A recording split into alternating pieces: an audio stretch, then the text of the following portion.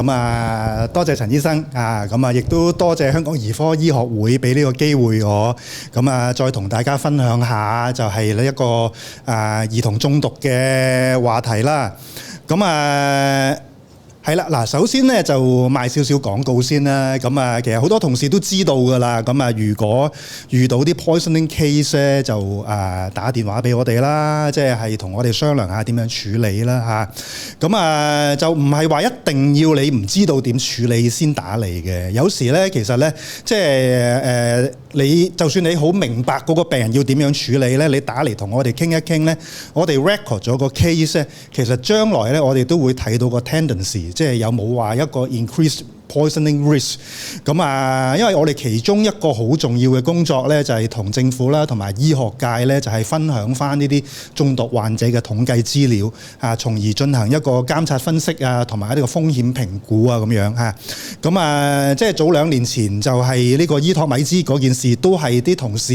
即係 consult 得我哋多，咁我哋將嗰個 information 俾翻政府，就知道咗即係呢個藥嘅禍害，咁進而大家都知道啦。過去呢1年我哋做咗好多功夫啦咁所以咧其實緊要嘅，即係大家即係識又好唔識又好，都即係遇到啲 poisoning case 就揾一揾我哋。好啦，其實講呢個 pediatric poisoning 咧，其實即係呢個 topic，即係過去20年我都係唔同嘅時間都會喺唔同嘅場合嗰度講嘅每一次咧我都會做少少統計啦，即係睇翻即係過去嗰10年個 trend 係點樣今次咧我就睇翻2016年去到剛過去嘅2025年12月尾咧，我哋呢10年我哋有幾多嘅兒科中毒咧？我哋 database 係總共有9000幾個 case 嘅個數量咧比我5年前做同樣嘅統計咧係多咗嘅男女比例都進一步係見到咧女仔係越嚟越多嘅。我陣間會講點解，即係如果做前線嘅同事都知啦，我哋啲即係啲青少年啲女仔咧個問題幾嚴重嘅大概有1/5嘅 poisoning case 咧都係兒科嘅問題嚟嘅嗱，咁我哋好簡單睇一睇，根據年齡咧，我哋去睇翻即係個中毒嘅數字啦就如果大家係讀書或者睇啲 literature 你通常都會講話 poisoning 係一個 bimodal 嘅 pattern 嘅。teenage 之前咧，其實通常都係 accidental poisoning。teenage 之後咧就同大人差唔多啦，可能係一啲 intentional poisoning 啦但係如果啲 detail 去睇咧，其實1歲之前係有少少分別嘅1歲之前咧就係通常啲 BB 就係佢唔係可以即係自由地去到廚房度攞啲嘢嚟食啦咁所以通常都係啲 therapeutic errors 多啲嘅開始由1歲去到10歲咧，你會發覺咧原來即係多數都 accidental poisoning 啦。1歲、2歲、3歲係最高危嘅時候嘅。隨住個年紀增長，佢即係 get 到嘅 experience 越嚟越多咧，個 poisoning case 去到10歲其實好少嘅但係一去到 teenage 咧就開始呢個暴風嘅年紀啦。咧你見到咧11歲、12歲就已經係哇，即係啲女仔就好多 intentional poisoning 啦。去到15、16歲咧，你見到咧個啲女仔嘅 poisoning 係多過男仔係4倍以上。早幾年做都冇咁誇張嘅呢個數字好啦，個點解會 poisoning 咧？其實10歲之前大部分都係一啲 accidental poisoning 啦，啲 domestic accident。陣間會講一講嘅。11、12歲開始咧就會有啲 intentional poisoning 有啲 abuse 咁樣如果我根據個年齡睇翻佢哋係接觸咗啲咩有毒嘅物質咧？如果1歲以下咧，其實咧最多都係一啲家居用品陣間我會提一提嘅，譬如嗰啲洗奶樽液或者一啲係洗衣球，我哋近年都好中意用嘅嘢嘅產品啦另外食多咗藥，譬如食多咗啲退燒藥或者食多咗啲 Brufen， 其實都常見，不過通常都唔係好嚴重嘅維他命嘅 overdose 近年都多咗嘅，我都會有講少少嘅陣間。咁啊，如果去到一啲大少少啦嚇，即係細路仔1至10歲啦，咁我哋見到個主因都係一啲 household product poisoning 啦嚇，其次都係啲退燒藥或者啲感冒藥嘅多啦嚇。但係一去到我哋嘅青少年咧，你就發覺咧個數字就完全唔同晒啦嚇！你會見到有好多嘅止痛藥啦，好多嘅抗抑鬱藥啦嚇，或者啲瞓覺藥啦，其實成個 pattern 已經同大人係好接近嘅。好啦，咁啊事不宜遲啦，咁啊今日咧其實咧就我準備咗一啲唔同嘅 topic 去大家講一講嘅，咁啊你見到都有成即係9個 topic 啦，紅色嗰啲我會講多少少嘅啊。你見到呢啲 topic 咧，點解揀呢啲 topic 咧？呢啲就係唔係我哋即係以前讀書打開本書見到嘅嘢嚟嘅嚇，一啲可能係新少少嘅嘢啊，我哋近排會見到嘅嘢啊嚇，咁所以係一個 current perspective 啦。咁啊，先講就係一個熱身先啦，啲係啲洗衣球啦 ，laundry pot 啦嚇。咁我諗即係年輕一代，即係大部分如果肯自己洗衫嘅話咧，多數都會用一啲咁嘅方便嘅產品啦。咁啊，洗衣球啊，咁啊咁其實洗衣球咧呢樣嘢咧，原來喺個市場上唔係好耐嘅，2010年左右開始，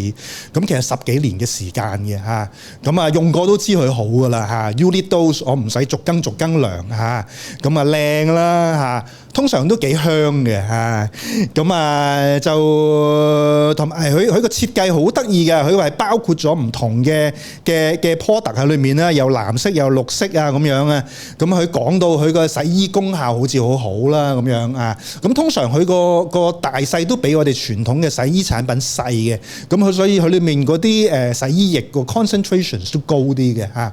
咁但係出咗2-3年咧就發覺有問題啦嚇，因為你見到啦，當佢擺埋啲食物度咧，你都分唔到邊個係食物，邊個係洗衣球嚇，咁啊同埋佢個 package 都好 attractive 啦，好 colourful 啦嚇，拎出嚟聞仲有香味嘅添啊，咁啊所以啲細路仔如果去到廚房咧就攞嚟食啦咁樣。咁啊，所以咧，其實喺2010幾年、12、13年咧，喺世界各地都有好多呢啲 case report 嘅嚇。咁跟住就即係改善咗個 formulations 啊、packaging 啊。咁啊，現在個 case load 就少咗啲噶啦。好啦，咁我哋首先講翻。咁佢裏面係咩嚟嘅咧？洗衣球嚇，咁當然裏面就係洗衣液啦嚇。咁啊，洗衣液如果佢再 specific 咧，佢有啲 anionic and non-ionic 嘅 surfactants 啊。咁其實同我哋平時用嘅鹼粉或者洗衣液其實一樣嘅。不過洗衣球裏面咧，佢通常佢個 concentration 會高啲嘅嚇。咁啊，你見到去到成30幾或者甚至乎55% 咁樣嚇。咁啊，另外亦都有少少 solvent 啊，一啲 alcohol 喺裏面啦嚇。咁啊，所以即係如果細路仔食咗嘅話咧，咁你會見到啦嚇，呢啲 surfactant 會導致一個 mucosal irritations 啊，個口可能會腫啊，會痛啊嚇，可能會聲沙啊嚇，嚴重嘅話可能會影響個 airway 啦嚇。咁啊，另外呢啲propylene glycol 啊、ethanol 呢啲成分咧，佢最主要會導致一個 CNS depressions 嘅嚇。咁啊。可以你咁樣諗啦嚇，咁其實如果同一時間又有個 mucosal irritations，又有 CNS depressions， 其實個 risk 咧就係會驚 aspiration pneumonia 同埋 upper airway problem。咁睇翻過去出事嗰啲 case 咧，都係呢兩個 problem 嘅嚇。同埋你亦都可能諗，大家如果熟書嘅話咧，其實佢同我哋常見嗰啲滴露啊，其實有啲似嘅。滴露當然 toxicity 會再高少少啦嚇，嗰啲消毒液。但係其實即係啲消毒液咧，其實都係嗰個poisoning 都係咁樣發生嘅，咁啊就更甚咧。其實咧喺早9年前啦，2017年咧，咁啊有啲叫做 laundry pot challenge 啊，咁啊即係大家都知道而家即係我哋啲細路都好中意睇社交媒體啊，睇啲 TikTok 啊咁樣啦，咁樣咧就咁嗰陣時咧就係話有啲後生仔就去。食呢個特別呢個牌子啦，叫 Tide PLOS 或者係唔同牌子 laundry pot 啦喺個口度即係咬爆佢咁樣咁跟住拍 video 啦咁當其時係有人死過㗎咁但係即係隨住即係大家嘅努力啦，咁就呢幾年我哋就冇見過呢啲 case 已經。咁啊，其實就睇翻即係喺歐美國家咧，都出過一啲 paper 咧講呢個 laundry pot 嘅 HEXA 啊。咁我哋最主要睇翻啲嚴重個案啦嚇，譬如美國喺2012至2017年咧係記錄咗有8個嘅死亡個案啦嚇，包括就2個細路同埋6個有 dementia 嘅老人家啦嚇。咁啊喺英國大概係同樣時間咧就都有1個死亡個案嘅嚇，咁不過都係一個老人家啦嚇，即係當係食物食咗嚇，咁就大部分嘅個案嚇，即係譬如睇下英國嗰4000幾個個案咧，其實你去到90%以上嘅個案都係好輕微嘅病徵啦 ，asymptomatic 或者啲 mild symptoms 嚇，嚴重個案始終都係相對少嘅。咁睇翻即係英國嗰份 paper 啦，咁佢哋會有啲咩病徵咧嚇？咁一半都係嘔啊，或者咳啊嚇，咁或者有輕微嘅 CNS depressions 啦嚇，或者個口有泡啦嚇。咁其實呢啲我哋喺香港我哋見到呢啲 case 都係接近嘅嚇。咁就都唔會好嚴重，通常我哋都可以喺 EMW 即係喺我哋 A&E 嗰度看一段時間，個小朋友食到嘢啊，係嘛？佢個 upper airway 冇問題啊。咁都未必需要入院嘅嚇，因為通常都有啲意外啦嚇。咁但係咧，你見到都有即係可能有0.4%，可能即係1000個裏面有幾個 case 咧，都會有啲嚴重嘅問題嚇。即係佢哋嗰啲嚴重問題都係啲 upper airway problem 啦 ，stridor、aspiration、chemical pneumonitis， 好間唔中有一個要 intubations 嘅。咁所以咧，其實因為呢一啲死亡啊，同埋嚴重個案咧，其實喺歐洲咧，其實已經有嗰個相對嚴格嘅法規咧，去即係控制呢個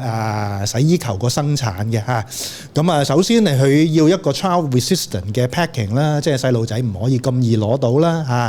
嚇。咁同埋嗰個包裝唔可以透明嘅一定係要即係一個紙盒封密晒，睇唔到裡面個樣嚇。同埋咧，佢一個最較為緊要嘅嘢咧，就係咧，佢喺個口度咬咧，唔可以咁快就會穿即係要起碼 withstand 到某個 pressure 同埋咧，佢亦都係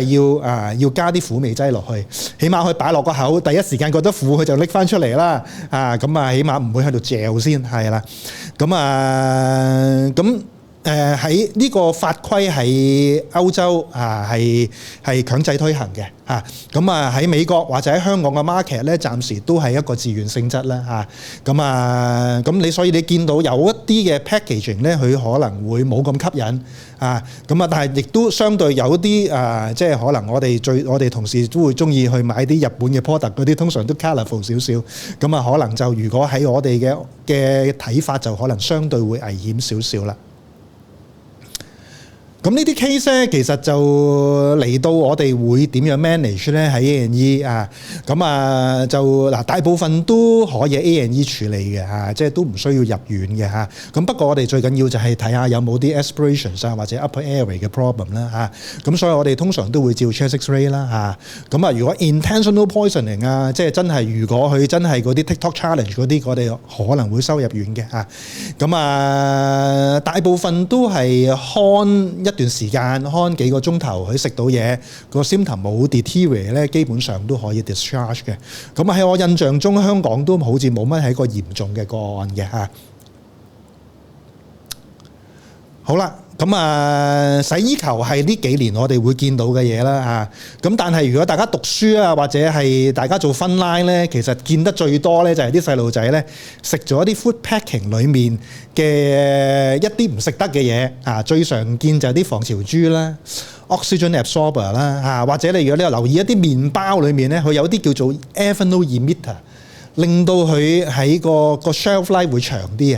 以前我哋食啲麵包，你可能擺2日喺張台度就會發毛嘅。而家你嗰啲咧，啲麵包係即係喺便利店度買，你可能個期日子可能要多幾日先會過期嘅。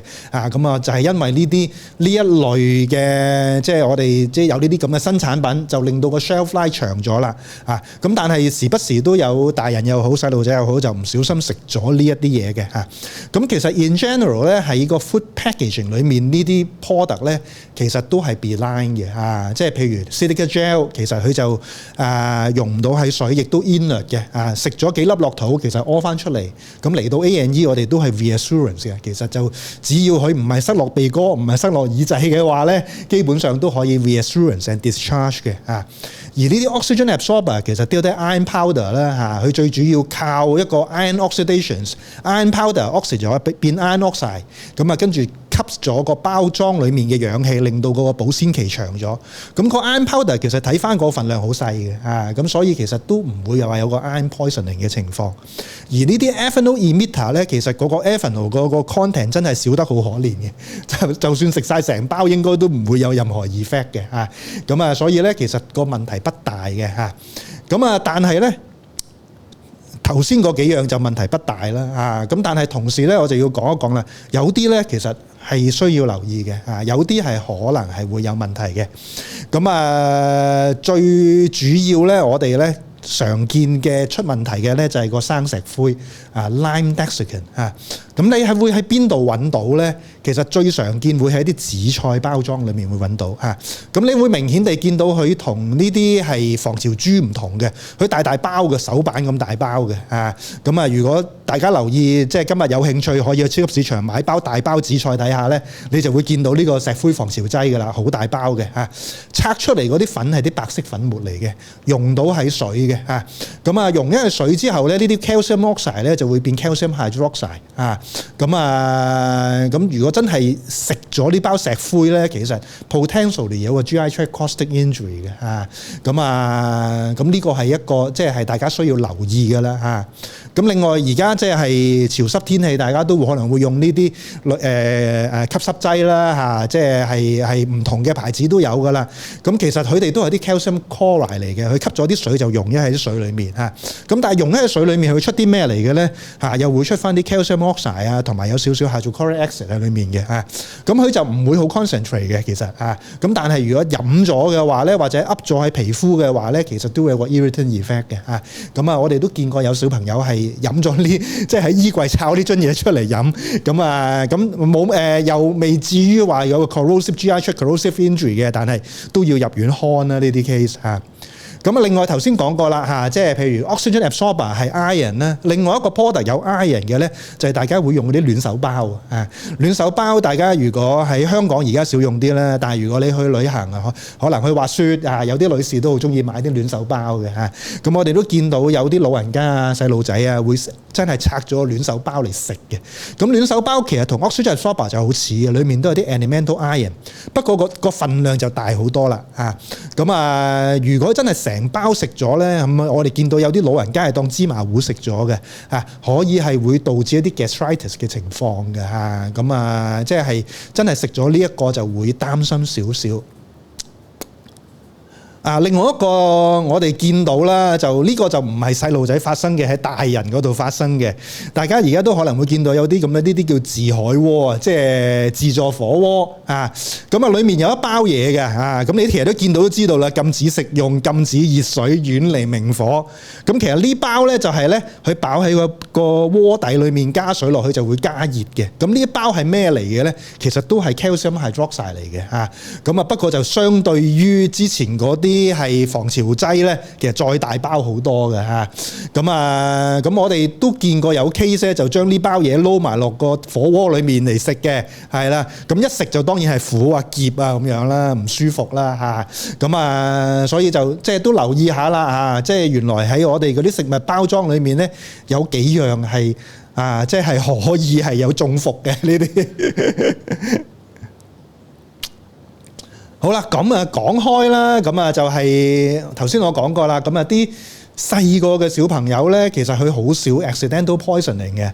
通常都係啲父母嘅問題搞錯咗啦，咁其中一個即係 recurrent 呢20年都不斷咁發生嘅咧，就係咧，即係可能佢老豆沖奶咁樣咧，沖完奶俾阿 B 飲咧，阿媽就突然間發啱啱我洗緊茶壺喎，個壺裡面落一啲洗奶煲液、洗奶樽液啊，或者係洗水煲嘅片落去個水煲度喎，咁樣咁又或者啲奶樽洗得唔乾淨，裡面仲有一啲呢一類即係洗奶樽液喺裏面，跟住就照開奶俾阿 B 飲啊！唔知點解通常都係阿爸發生嘅，我哋見到呢啲個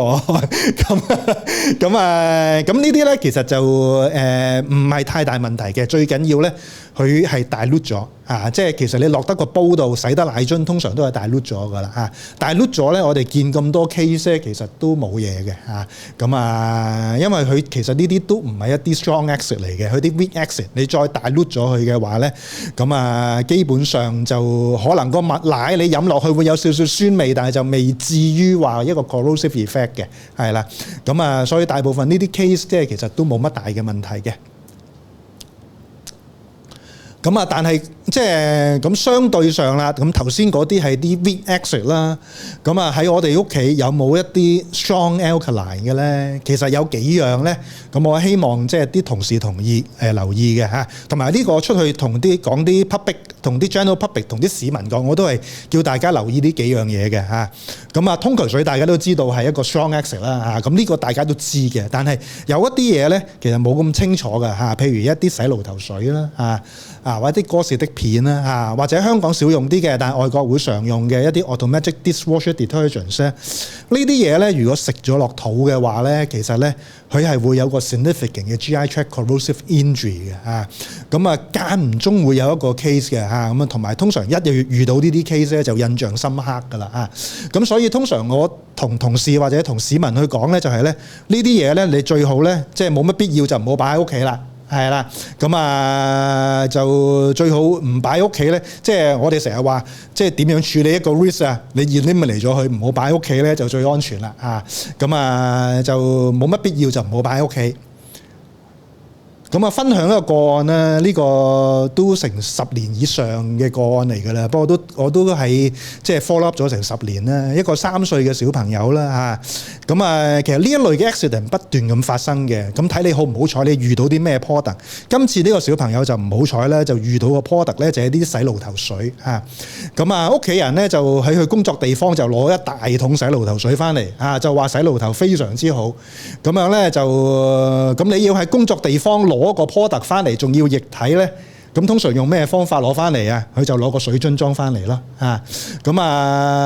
裝翻嚟，佢甚至乎係派埋俾啲鄰居嘅就咁唔好彩個小朋友咧就以為呢一個可能係果汁啦，你見到呢啲顏色咁咧就飲咗一啖其實即刻都送嚟醫院嘅 coffee ground vomiting cannot speak 好嚴重嘅呢個 case就都見到咧，佢個即係後尾做翻個係啲 X-ray 啦，都見到一個 contrast 嘅 X-ray， 見到佢有個 esophageal stricture 啦，15至20 cm 咁呢個 case 我 follow up 咗成10年嘅咁都好慘啊！呢10年做咗超過100次 OGD 做 balloon dilatations 到現在都係食到一啲腍少少嘅食物，食肉餅就都仲得所以都其實可以話翻俾同事聽咧，即係呢啲家居意外咧，可以好嚴重嘅影響個細路一世嘅咁另外一個即係 recurrently 發生嘅問題咧，即係我諗兒童醫院嘅同事就非常深刻啦，就係呢啲叫做 button battery injections 因為通常呢啲 case 分拉見到咧，我哋都會建議去 refer 兒童醫院㗎啦基本上我哋每年都見到有 case 嘅你見到啦呢個就2019，呢個就2023，呢個就2024年係啦，揀咗呢3個 case 出嚟咧，就俾大家睇一睇啦佢哋都好彩就 X-ray 其實見到好清楚嘅即係見到有個 foreign body 喺度嘅咁第一個 case 啦，一個3歲嘅小朋友啦，其實呢個咧佢就好彩識講嚇，咁就話食咗幾粒 Benton Battery，跟住食完個胃唔舒服，就同屋企人講啦。咁呢個都好快，即係嚟咗醫院。咁同時亦都可以喺4個鐘頭內，即係就做到個 OGD 啊。咁但係就唔好彩咧，就落到個胃就揾唔到啲 battery，可能已經去咗啲腸度啦嚇。咁亦都好快 make 咗個 decision 咧，就做咗個 mini laparotomy 嚇。結果就喺個 small bowel 度咧，就揾翻個3粒 battery 出嚟嚇，咁 remove 咗。就呢個就冇乜 complications 嘅嚇。第二個 case 咧就一啲相對嚴重嘅 case 嚇，反而呢啲咧就如果你睇 literature 咧，見到啲死亡個案咧就係類似咁樣發生噶啦嚇。3歲小朋友嚇，咁佢嚟 A&E 睇咧，其實個 chief complaint 咧係 repeated vomiting and poor oral intake for 4 days 嚇。當其時睇我哋就都係當一般，即係可能啲 infections 啦，或者啲係去睇啦嚇。其實係都唔 expect 會見到有 foreign body，就照一張 chest X-ray 嚇。就見到喺條頸度就有粒 Benton Battery 喺度嚇。呢個咧都係做一個 urgent endoscopic removal 啦嚇。但係嗰粒 battery 留喺佢個頸度幾日都有啲 complications 嚇，有啲 deep neck abscess 啊。好彩個 case 咧就都 survive 嘅嚇。但係都住咗超過成個月1個月醫院嚇。第3個 case 咧就屋企人醒目啦，就係話有個9歲嘅小朋友9個月嘅小朋友玩個玩具，就發覺個玩具嗰個 battery compartment 就 broke open 咗咁就唔見咗2粒 Benton Battery。可能屋企人都知道呢啲 Benton Battery 係食咗落肚就會有生命危險啦，都即刻帶去 A&E 嘅照 X-ray 就見到就 endoscopic removal。啲相啦，第二個即係個 Benton Battery 喺條頸度停留咗懷疑4-5日，你見到其實成個 upper airway 其實都係有啲 ulcerations 爛晒咁樣嚇。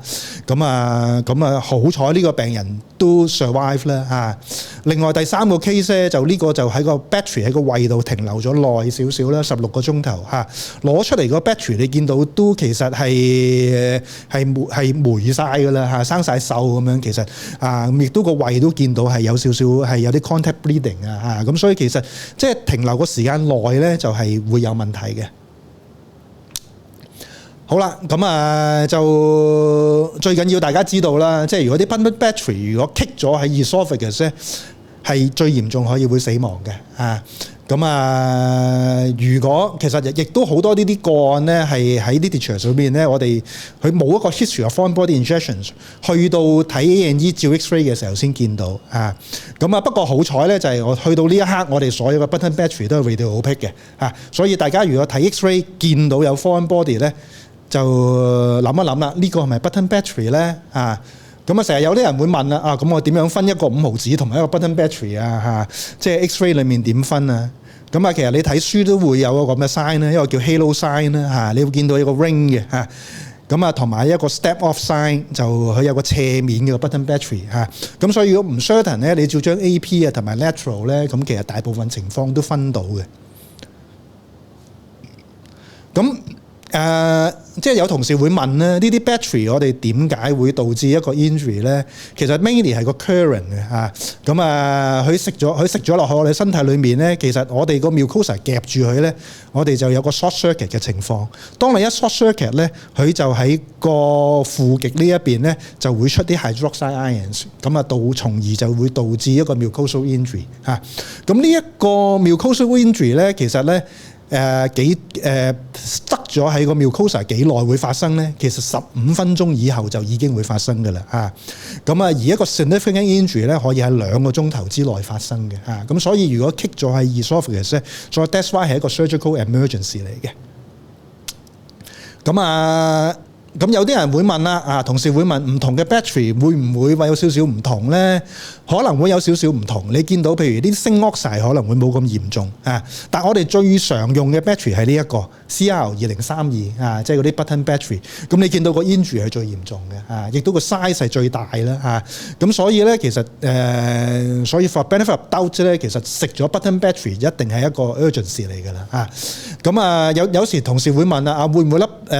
電池裡面嘅 content 有問題啊？會唔會佢漏咗啲 lithium 出嚟啊？或者有啲係漏咗啲 manganese 出嚟，會導致 lithium 或者 manganese poisoning 咧？其實就嗰個就唔係一個 concern 嚟嘅，因為嗰個 dose 都係相對係細啊。咁亦都係要一個好長嘅時間先會有個 complete 嘅 disintegration 嘅。咁所以大部分情況嗰個 battery content 都唔係一個 concern，mainly 係個 voltage 啊。咁又或者如果粒電池係粒新嘅電池就會嚴重少少嘅，一啲用咗就嚟冇電嗰啲咧就會好安全少少嘅。咁有啲乜嘢嚴重嘅 complications 喺啲 discharge 裏面，我哋講得最多會死人咧，就係一個 aortoenteric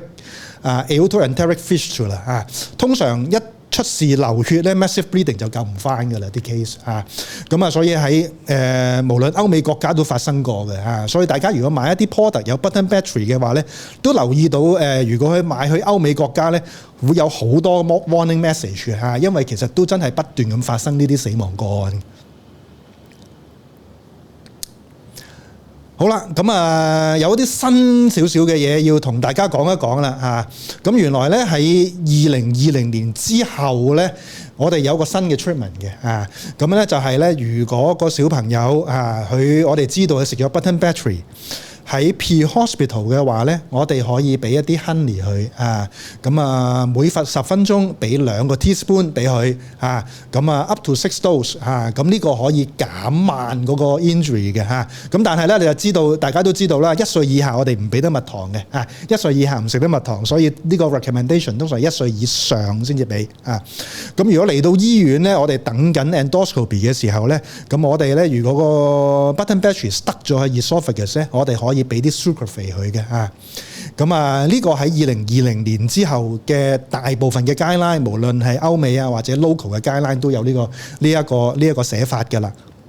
咁其實點解咧？其實就係喺2017同埋19年都有2-3份 paper 出過咧，係有啲 in vitro 嘅 study 咁樣咧就係話試下用唔同嘅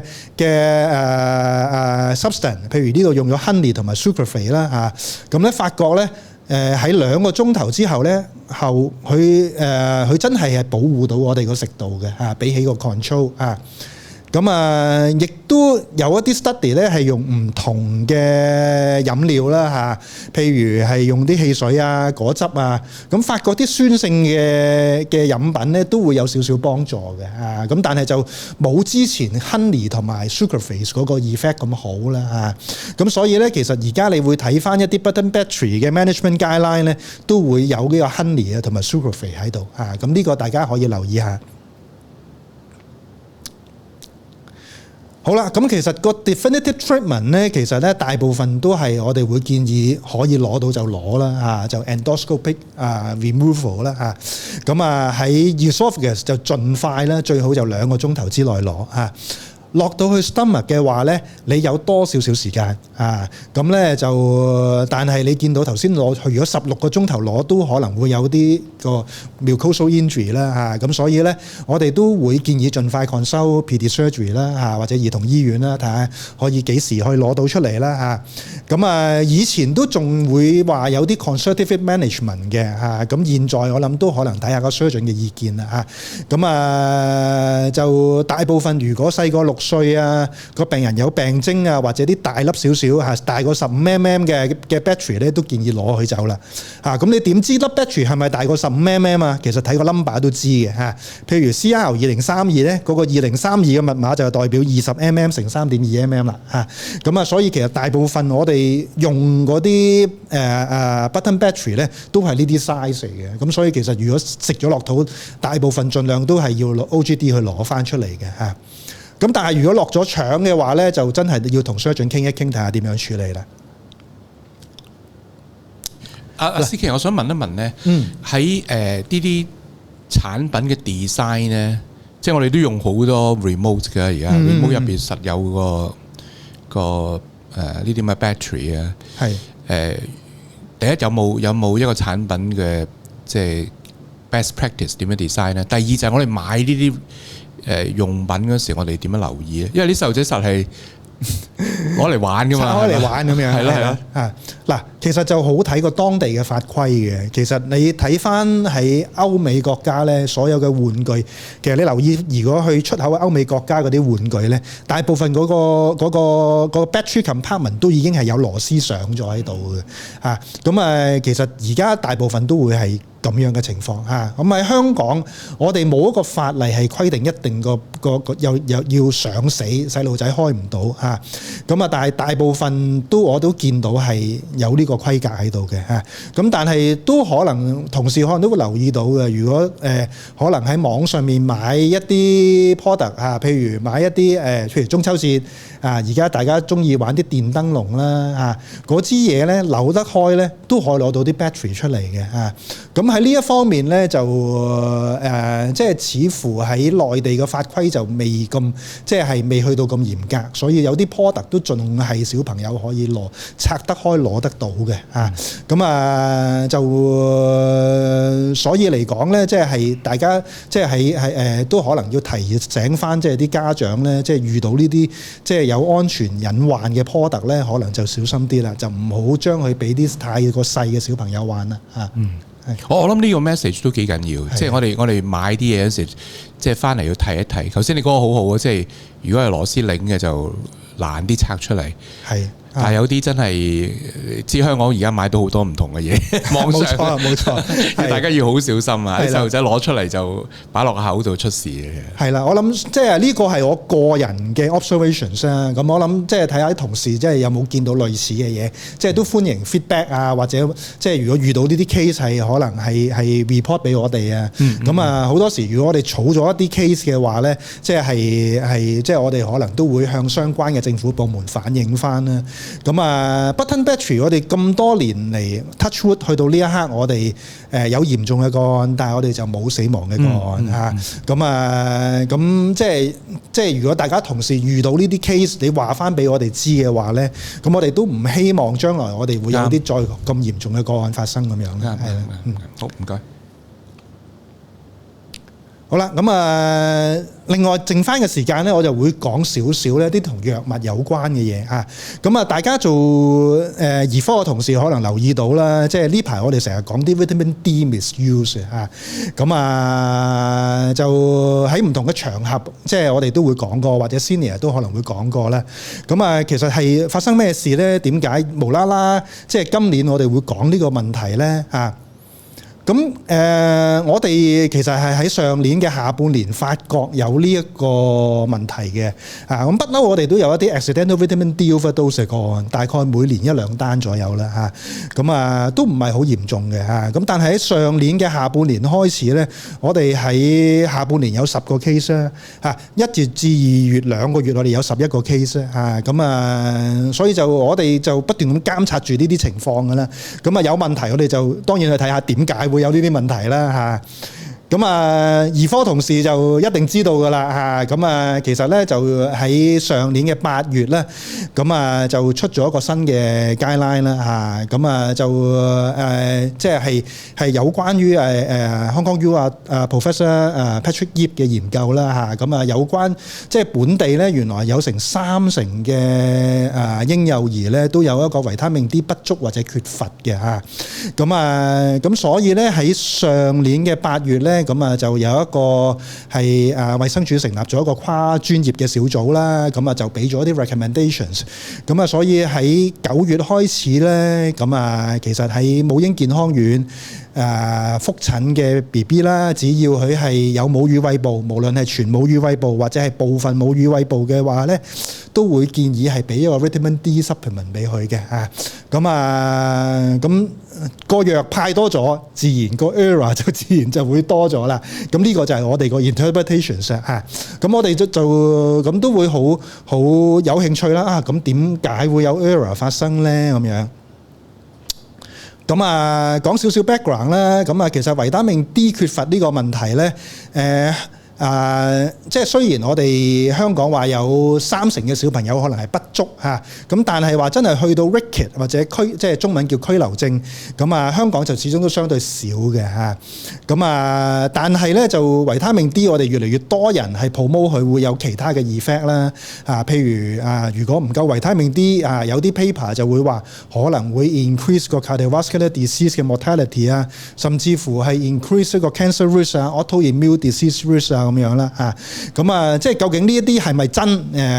我哋有少少保留嘅嚇，咁但係始終你維他命 D 不足都係唔係咁好啦嚇，咁所以個 supplement 始終都係好嘅嚇。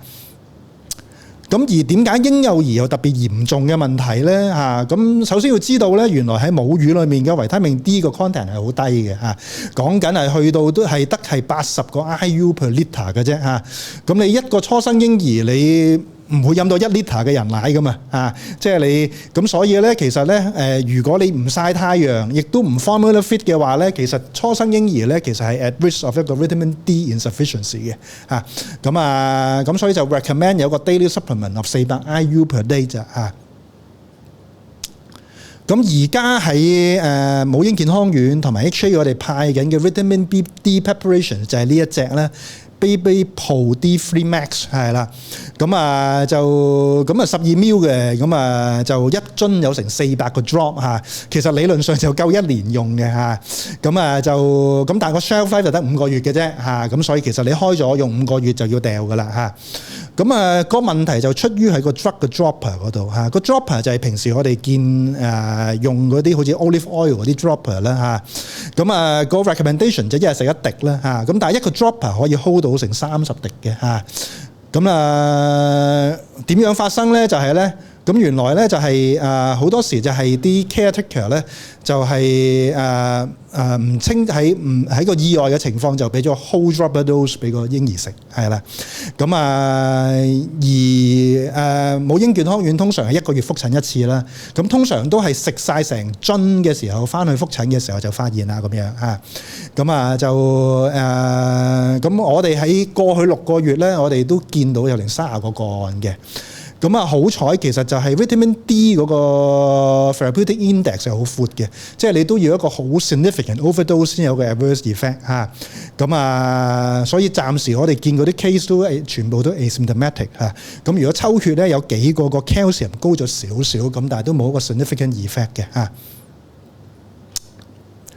好啦，咁過往有冇一啲真係嚴重嘅個案呢？咁我哋見到有啲好嚴重嘅個案嘅曾經嚇，但係通常都係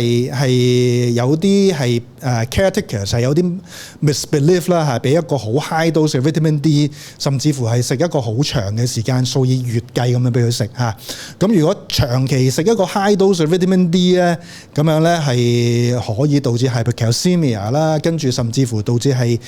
個腎結石啊 renal failure。咁樣嚇，即係呢啲係有啲 case report 講過嘅嚇。咁但係頭先我講過啦，嗰個 therapeutic margin 係好闊嘅嚇，即係通常你都要食到一個好 high dose 5萬 IU per day 係食數，即係幾個禮拜以上先至會有可能有呢啲 effects 嚇，但係我哋都會擔心嘅嚇，因為其實係如果個屋企人喺覆診嘅時候，佢冇將件事話俾母嬰健康院聽，佢又出去買嘅話，佢食完一樽又一樽嘅話咧，係可能會出事嘅，即係呢個係我哋想知道嘅 risk，即係我哋 perceive 到嘅 risk 咧。雖然而家呢一刻未去到咁嚴重嚇。咁所以咧，其實我哋都同咗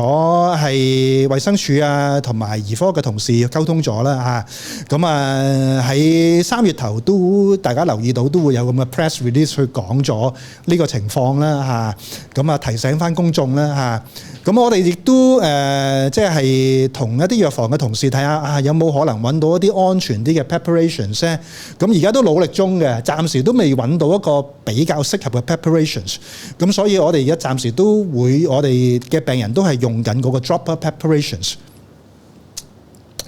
咁我哋都同母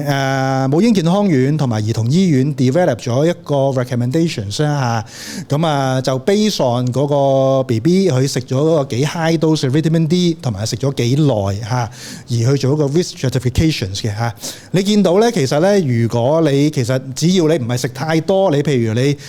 食係食3至10滴，就算你食到4個禮拜，其實個 risk 都係好低嘅嚇。咁通常你都係真係你要食到 whole dropper 再長時間食咧，我哋先會 perceive 係有個 moderate risk 嚇。咁呢啲 case 咧，兒童醫院都好好啦，咁都即係 agree 會係呢啲 case 就 refer 佢哋會 fast track 去睇呢啲 case 嘅嚇。咁so far 都暫時 monitoring 都3月我最新知道3月睇咗9個 case 咧，咁暫時都冇一啲嚴重嘅個案嘅。咁我哋都係好密切同呢個母嬰健康院同埋兒童醫院就係密切留意住個情況啦 ，monitor 住即係究竟會唔會有啲係呢啲個案啦。咁母嬰健康院嗰方面都加強咗個教育㗎啦嚇。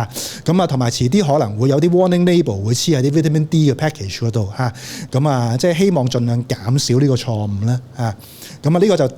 提醒翻前線同事，即係而家我哋派好多 vitamin D 啦，就會可能會有呢啲情況發生啦。另外一個咧，即係我嘥多幾分鐘嘅時間同大家講一講咧，就係咧做前線嘅同事都可能會發覺就係見好多啲 dextromethorphan overdose 或者 abuse 嚇。我早2個禮拜翻嚟，即係翻工嘅時候，一撳我哋 database，一晚可以一間醫院有3個 case 嘅嚇。嗰間醫院到第2日都即刻報咗衛生署，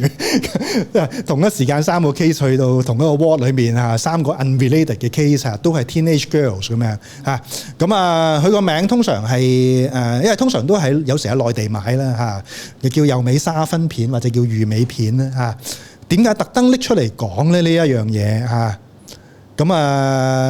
通常嗰啲 case 都係咁樣嘅嚇，都係一啲 teenage girls 嚇，15-16歲細路女嚇，通常佢 background 都有少少問題㗎啦，有啲 emotional problem 啊、depressions 之類嘅嘢嚇，都 repeatedly 入院，可能係戒手啊咁樣啦嚇，咁呢啲 case 佢都會 abuse DXM 啦嚇，你見到譬如呢個 case 咧。一個 real case 嚟嘅嚇，佢每個禮拜食幾次，每次食20粒嚇，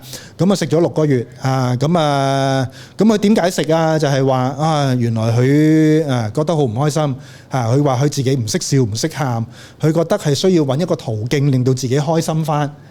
上網啦，佢哋即係啲 social media 嗰度揾啦嚇，揾到 online 就建議佢哋用，不如用dextromethorphan 啦咁樣嚇。用完之後咧，佢就話其實係開心咗嘅喎，亦都話用完之後有啲幻覺，好似睇呢個呢啲叫乜嘢話萬花筒咁樣嚇，亦都佢好容易喺藥房買到嘅，每次買50粒，可能1蚊1-2蚊一粒咁樣啦嚇，所以 that's why 大家可能會見到類似嘅 case 嘅嚇。睇翻我哋 Poison Centre 嘅數字啦嚇，呢個同事上年做嘅數字嚟嘅嚇，其實 before 2022年咧，其實我哋每年都係少過10個 case 嘅嚇，但係一開到去到2023、2024咧，我哋就爆炸性咁上啦嚇，其實2025個數仲上緊嘅嚇，分拉嘅同事就應該非常清楚呢個情況啦嚇。通常呢啲 case 嚟到有啲咩 symptoms 咧嚇，其實佢又唔會好嚴重嘅嚇，大部分都係喺 general ward 可以處理到，就唔需要去 PICU 嘅嚇。佢可能都係頭暈啊、confusions 啊嚇，心跳會有啲快啦，會有啲 GI disturbance 會嘔啦嚇，間唔中會有啲 case 係會有啲 serotonin syndrome 嘅嚇，手震啊、啲 jerks 會 burst 啊咁樣啊，就好少會見到抽筋嘅嚇。大部分嘅 case 咧，其實你看1-2日咧，其實個 symptom 都 resolve，大部分都係個 minor 同 moderate severity，咁多年嚟都冇試過有一啲死亡啊或者啲好嚴重嘅個案嘅。好啦，咁同事可能會問啦，即係點解我哋要 abuse 呢隻咳藥丸咧dextromethorphan 咧嚇。咁咳藥丸其實DXM 咧大家都知道啦，佢其實係一個 opioid-like 嘅 drugs 嚟嘅嚇。咁啊，佢個 antitussive effect 最主要係靠個 opioid sigma receptor 嚇，就唔係我哋讀書嗰個 mu receptor 喎嚇。咁所以咧，其實咧 DXM 係 by itself 咧，佢係冇一個 opioid effect 嘅。咁所以我哋見過呢啲 case 咧，你唔會話有 respiratory depressions 啊，好少見到 coma 啊、pinpoint pupil 嗰啲 opioid effect 嘅因為本身 DXM 就唔會 act on 個 mu receptor 嘅咁但係咧 DXM 有個特別之處咧，佢一個 high dose 嘅時候咧，佢會有兩個 effect。第一個就係好似一個 serotonergic effect， 就係好似我哋用嗰啲 SSRI 咁樣啦，所以 that's why 即係啲小朋友用完可能會開心咗嘅喎真係可能會開心咗。另外咧，佢有個 NMDA receptor antagonist effect 咁呢個就有啲 hallucination dissociative effect 啦咁但係都係要喺 high dose 先至會有呢啲 effect 嘅。好啦，咁乜嘢叫做 NMDA receptor antagonist effect 咧？咁如果講一樣嘢咧，你就一直好清楚啦，就係 K 仔啦 ，ketamine。ketamine 本身咧就係一個 NMDA receptor antagonist 不過 at usual dose，at 呢個 therapeutic dose 已經有呢個 effect 啦。DXM 咧，你係可能要去到10倍、20倍嘅 therapeutic dose 先至有呢個 dissociative effect 嘅咁所以你可以換一個諗法啦，其實 DXM 咧好同 K 仔好接近佢係一個 cheap high 啦，好平，我哋可能1-2蚊一粒你可能食10粒、20粒已經好似有一個 ketamine abuse 嘅 effect 咁樣啦。所以 that's why 係點解會喺個細路嗰度圈子度一路流傳開咁樣咧同埋dextromethorphan at this juncture 喺香港買仲係合法嘅咁呢個又多個吸引性啦。咁其實啲細路係點樣 abuse dextromethorphan 嘅咧？咁即係我哋咧都會揾一啲網頁social media 睇下佢哋點解食咗會咁開心咧？又點樣開心法咧？咁樣咁呢個係我哋其中一個我哋成日會睇嘅網頁啦 Eowit 咁呢個就係外國嘅咁佢就收好多啲 drug abuser 嘅 report 佢會講翻佢食完啲藥。跟翻個時序有啲咩 effect 咁記錄翻成個 effect 嘅咁幾有趣嘅呢一個咁根據呢個 Eowit 裏面嘅綜合咗啲 abuser 嗰個 experience 咧，原來咧 abuse 呢個 dextromethorphan 咧，佢哋有4個 plateau 嘅咁原來唔同嘅 dose 會有唔同嘅 effect 咁真係要由啲 abuser 度學啦咁原來佢食10倍 therapeutic dose 咧一粒大概15 mg， 10倍即係10粒即係大概150 mg 左右咧，開始會有啲 euphoric effect 嘅去到20倍咧。開始就會有啲 hallucinations 一啲叫做 auditory visual hallucinations 或者啲 dissociative effects 咁樣咁同時亦都會保持清醒嘅咁所以啲細路咧通常咧都係 aim at 呢個叫做 plateau 1、plateau 2呢個 level 嘅咁你所以成日見到即係你睇得多呢 case 你都見到點解呢啲細路通常係食20粒或者食30粒嘅 dextromethorphan 嘅咧？原來佢哋就係 aim at 呢一個，佢哋有讀書嘅其實，佢哋唔係真係想死嘅想死嗰啲就食50粒食100粒嘅，佢哋食20-30粒咧通常都係想 high 嘅咁去到啦50粒100粒會點樣咧？咁真係會失去知覺可能有啲 GI disturbance 甚至乎要入院啦咁通常啲細路都唔係 aim at 呢個 level 嘅。咁喺內地都有啲 similar 嘅報告嘅喎咁呢啲報告咧，即係如果大家有興趣咧，上網都會揾到嘅咁就幾有趣㗎，睇一睇咁知道下即係佢哋啲用語啦咁樣啦咁呢個細路女啦就163 cm 2 kg 重咁同我哋見嗰啲兒科adolescent 咧好相似啦，有 anxiety disorder 啦、ADHD 啦、borderline personality 啦咁食緊呢一個有啲藥食緊嘅一個呢後面個 agomelatine呢個我唔知咩嚟啦係啦咁就咁佢 report 咗佢個 abuse 呢個係 dextromethorphan 係點樣啦咁佢食12 tab 12 tab 嘅右尾沙芬，一個 tab 15 mg 啦12 tab 大概360 mg 就即係呢個大概10至20倍咗份量左右啦佢會溝埋其他藥食嘅，呢個佢溝埋2粒美金剛，美金剛即係 Memantine 嚇，咁啊陣間都會講點解佢哋會溝 Memantine 一齊食咧嚇。咁食完咧45分鐘咧嚇，開始有啲咩叫做解離感，有啲 dissociative effect 啦嚇。跟住1個鐘頭到開始頭暈啦嚇。個零鐘頭開始有啲幻覺發生啦嚇，去到即係個半鐘就有啲好一個 intense euphoria 不斷咁講嘢佢哋會繼續上網嘅喎，繼續喺網上面 broadcast 自己嗰個 effect 係點樣嘅喎最後咧跟住開始有啲 somatic hallucination 就覺得個蟲喺個身上面爬跟住頂唔順就自己即係叫咗救護車去醫院呢個 case。就即係其實我哋而家啲細路係會咁樣寫翻呢啲咁樣嘅 report 出嚟嘅喎。頭先講過啦，嗰個 case 佢除一用 DXM 之外咧，佢仲會加咗啲 Memantine 落去嚇。咁其實過去呢2-3年咧，我哋見多咗啲 Memantine 同埋 Amantadine 嘅 overdose 嘅嚇。咁點解會用呢2隻咁少用嘅藥咧嚇？呢啲 Parky 會即係 Parkinsonism 會用嘅藥啦 Amantadine 就香港就好少用嘅，以前就啲 antiviral 嚟啦嚇，同埋 Parkinsonism 都會用嘅嚇。咁但係原來呢2隻藥咧，其實佢都有一啲 NMDA antagonist 嘅 effect 嘅嚇。所以佢會咧其實都係一個係 potentiate 咗 DXM 嘅 effect， 令到佢更加容易有個 dissociations 嘅嚇。喺世界各地都發覺係多咗會有呢啲咁樣嘅 abuse 嘅啦嚇。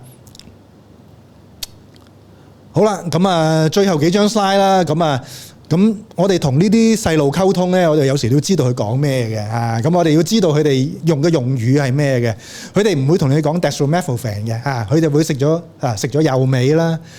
幼尾沙芬啦嚇，通常或者叫魚尾片咁樣嘅嚇。佢通常佢會講呢幾樣嘢嚇，亦都因為啲包裝好多時都係喺內地，可能係網購，可能係拼多多或者淘寶係攞落嚟嚇，你會見到係有呢啲名嘅嚇。Memantine 佢哋叫美金剛啦嚇，Amantadine 叫晚安啦，或者叫金剛啦嚇。由於其實你知道內地嗰個網絡監控係好強力㗎啦嚇，所以佢哋毒販喺網上面賣藥咧都用好多暗號嘅譬如呢一個啦，係早排我喺網上面 capture 落嚟嘅啦嚇。喺小紅書你要買藥佢有呢啲咁嘅暗號嘅喎嚇。我掃腰帶即係其實我係虐待嚇，普通話啦嚇，係個 drug dealer 嚇。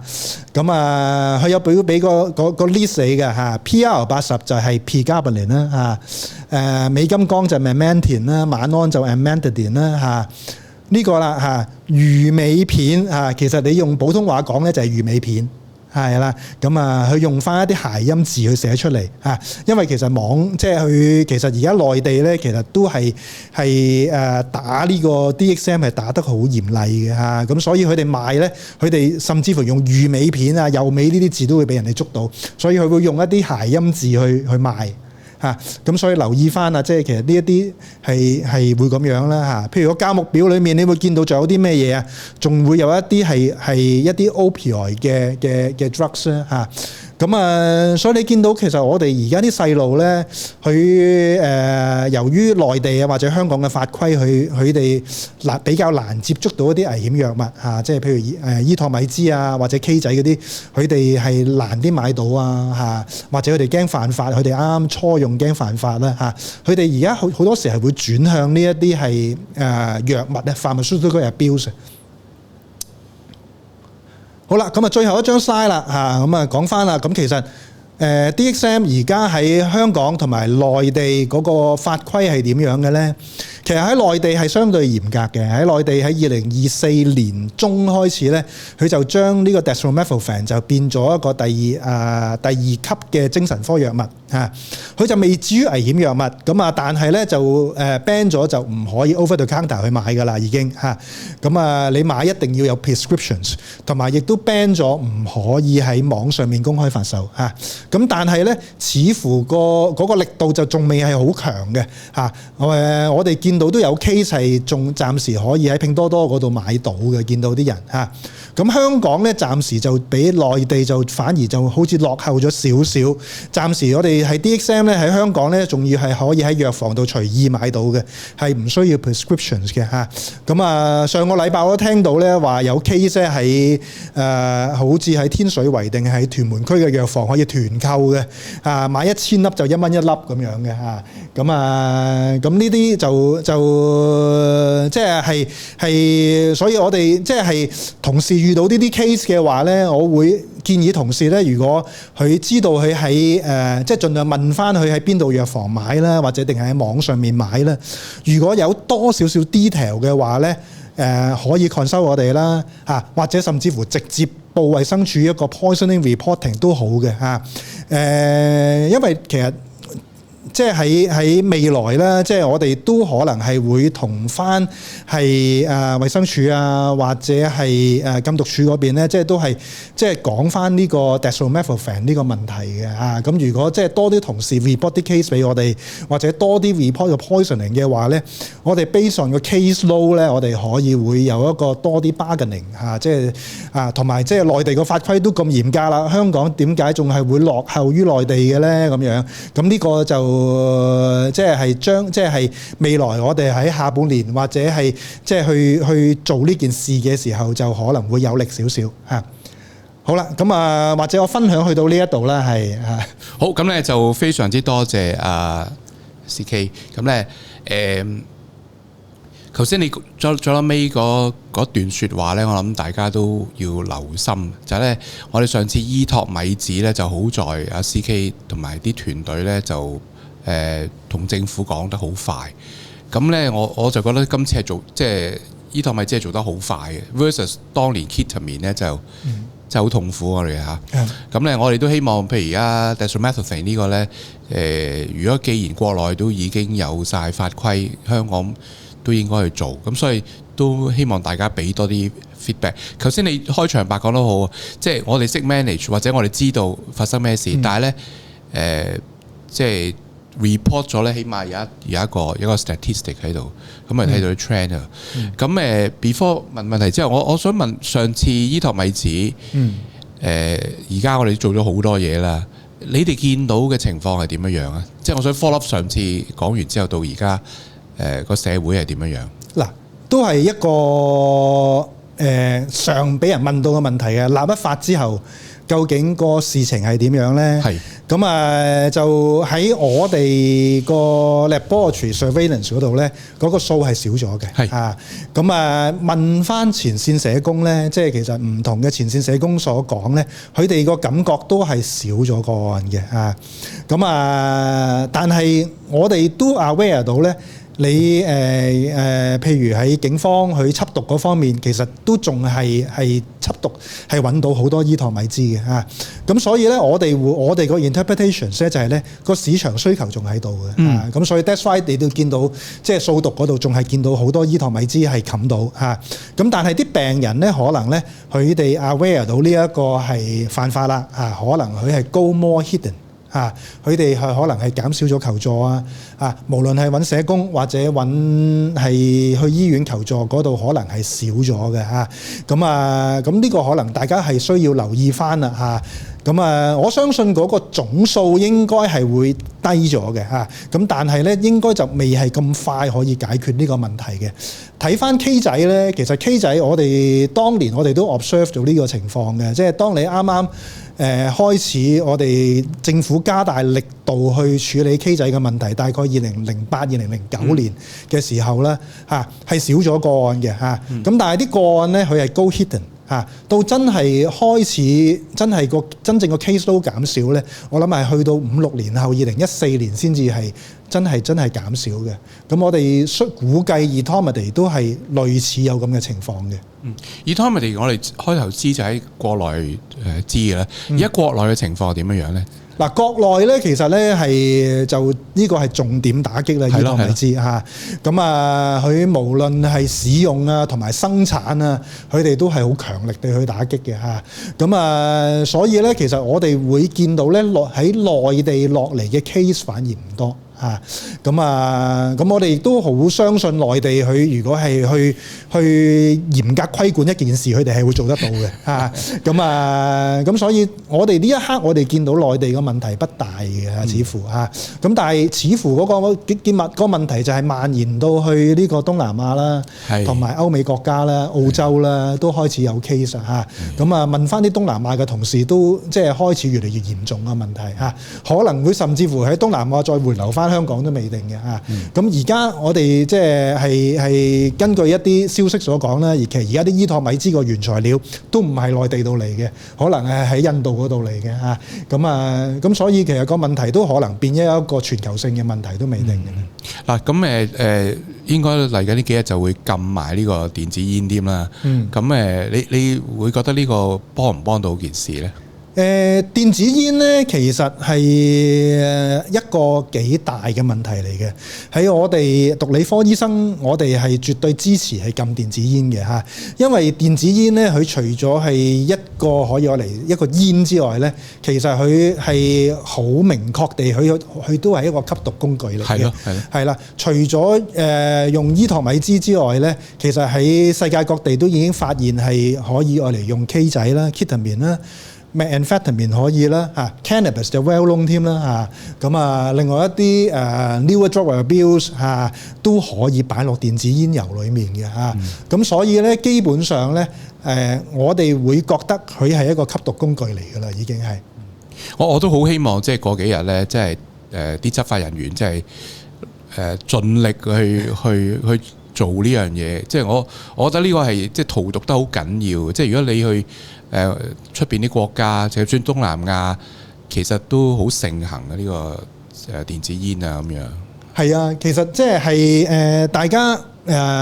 即係可能會留意到啦，喺除咗香港之外，其實新加坡都禁啦嚇。咁但係譬如大家中意去日本、去南韓、去首爾，其實佢哋未禁呢樣嘢嘅嚇。咁仲好容易輕易買得到嘅嚇。但係其實其他國家、歐美國家都發覺電子煙呢個當一個吸毒工具嘅問題，其實越嚟越嚴重嘅個問題。即係 eventually，即係喺其他西方國家會唔會禁呢？咁我哋拭目以待啦。咁但係我哋係非常支持去禁電子煙呢樣嘢嘅。好，咁咧就鄭俊輝醫生就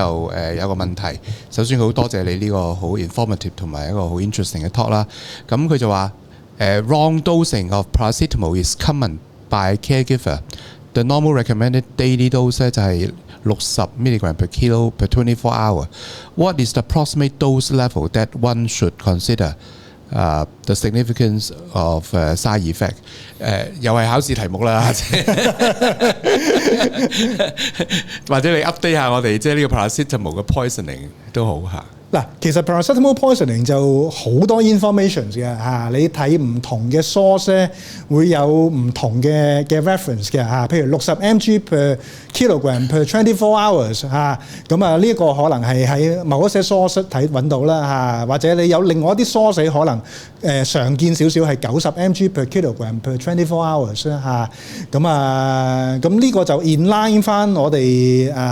即係個通常嘅 recommendation 就係15 mg per kilogram per dose， 每日食唔好多過6劑啊嘛，即係 Q4 啊嘛，係啦，咁60 mg 呢個就緊少少嘅嚇，咁但係我知道係有啲 recommendation 係用呢個數嘅嚇，咁但係香港通常我哋用90 mg per kilogram per 24 hours 啦嚇，咁就呢一類嘅 error 係一路都有發生㗎啦嚇，咁其實全世界都有㗎啦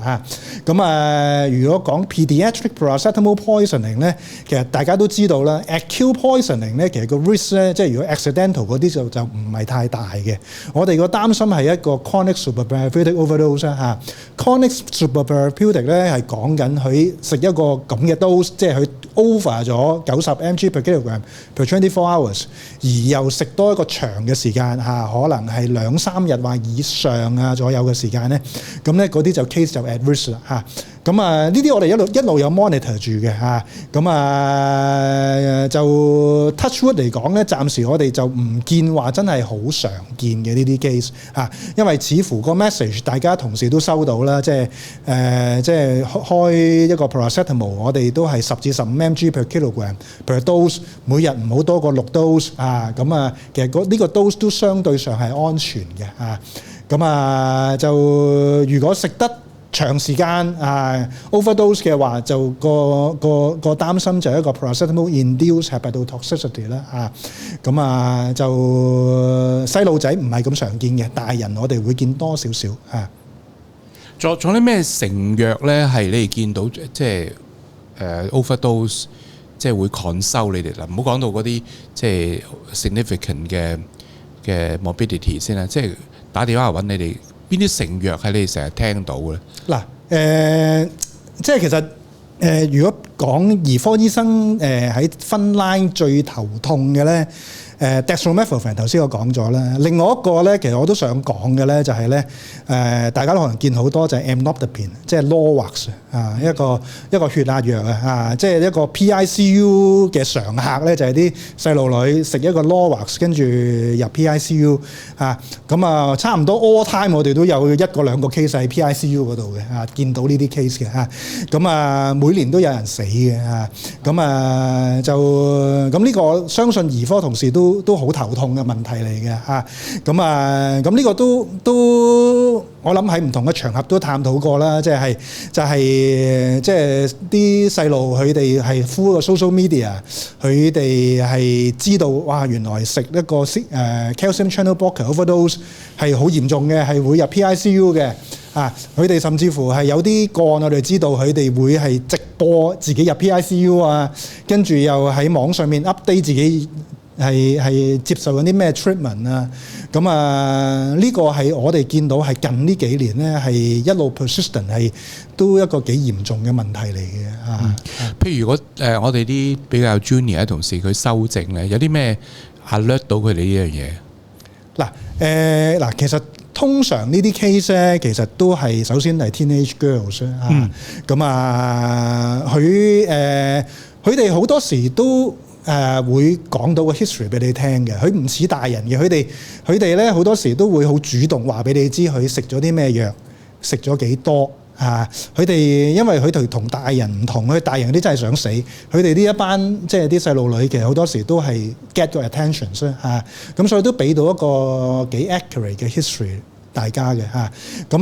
dextromethorphan 我諗頭先我講過啦，大部分都冇乜嘢嘅，都唔需要去到 PICU 嘅所以咧其實如果遇到呢啲 case 咧，其實就要留意佢就有唔好食一啲好毒嘅藥啦近嚟嘅 trend 頭先講過啦，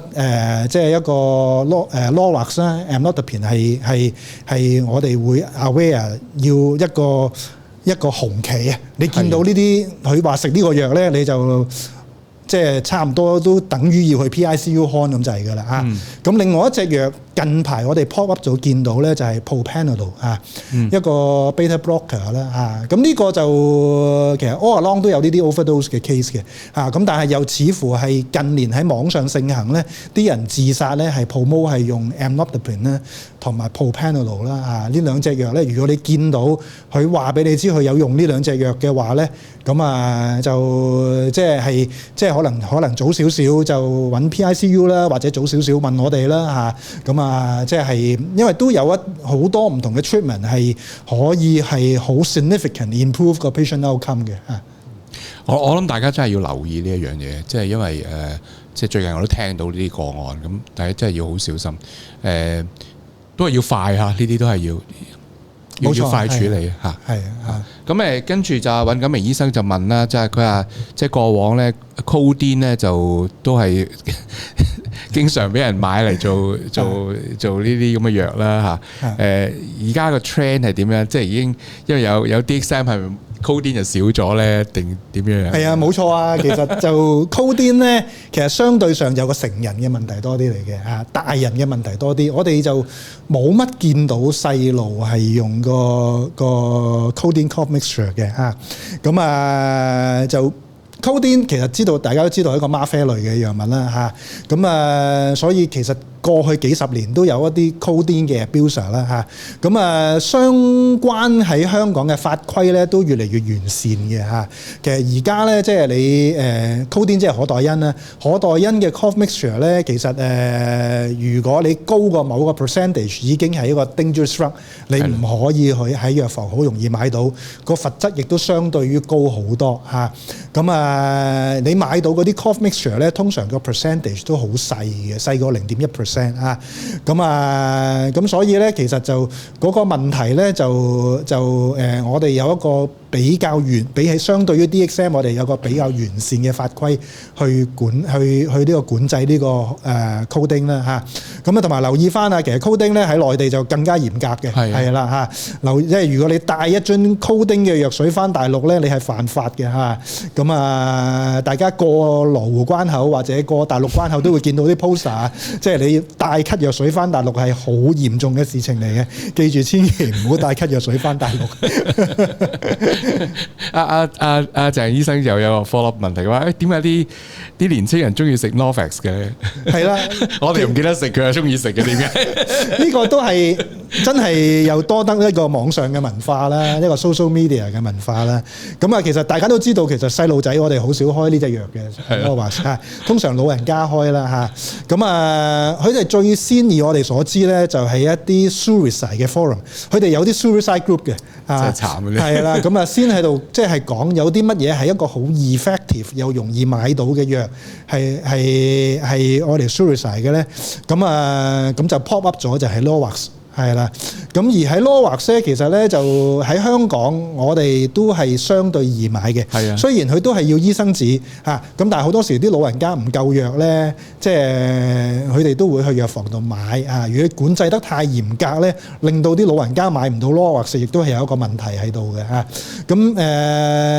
咁所以嗰班即係有一班通常係上呢啲 forum 去 self harm 嘅小朋友咧。佢就發現啦，原來食 Norvasc 次次我都會好似有個 PICU ticket 咁樣嘅喎，嚟親醫院咧，佢一知道我入食 Norvasc，我就會收去 PICU 噶啦。咁久而久之咧，我哋就會有一班咧係不斷咁出入 PICU 嘅小朋友咧，就係食 Norvasc overdose。佢哋 control 得個 dose 數好嘅嚇，佢哋又令到自己係入到 PICU 又唔會死嘅喎。咁不過我哋見到啲 case 都大啦，變到去19啊20歲，eventually 都戒得甩咗嘅，都即係多謝兒科嘅同事啦。佢冇 dependency 㗎係嘛？佢冇嘅，佢純粹都係真係佢 get 到 attention 嘅啫。係啊，係大概有幾多人到啊？即係我諗你哋都大概知。我而家冇一個確實嘅數字喺手但係即係都唔係一個細嘅數目嚟嘅，就即係可以咁講啦。我哋每個禮拜都有呢啲 case 嘅，咁如果你全港咁計，我諗都唔係一個細嘅數目嚟嘅。係啊，咁所以我哋啲 junior 嘅同事咧，記住有呢個 entity， 咁咧就入 PIC 嘅話，記住呢個字入 PIC。咁你今日就非常之感激啊 CK，好精彩啊！即係你講書其實，咁其實我覺得你背後有一個使命好欣賞嘅，就係話咧唔係淨係做 clinical， 我哋咧伊托米治嗰次咧，我真係體驗到你哋早啲出聲，同埋你哋唔係淨係出聲嘅，你真係 follow up 啊，同政府一齊 work 啊，咁就希望喺源頭嗰度即係 stop 咗，因為即係好唔抵嘅有啲即係呢啲細路仔信啲 social media。咁雖然話冇事嘅 PICU， 但係都有啲有事嘅嚇，我都聽過有啲會有事，咁啊真係好唔抵。咁所以咧就多啲關心下啲細路仔啦，多啲關心下啲年青人佢哋睇啲咩嘢啦。咁我諗我哋又唔係好太識睇嘅，你哋接觸得多，同埋如果我哋成日打電話俾你哋咧，你哋就會即係知道個 trend。咁呢個都好重要。關於維他命 D 嗰個，我就覺得即係可能我哋日後推呢啲咁嘅新嘅 intervention 咧，都要周詳啲。我諗，即係我覺得嗰個 dropper 都幾係嘅嚇。第一，第二咧就係真係要有個教育咧，佢哋唔好再加其他啲vitamins 喺度。咁我記得即係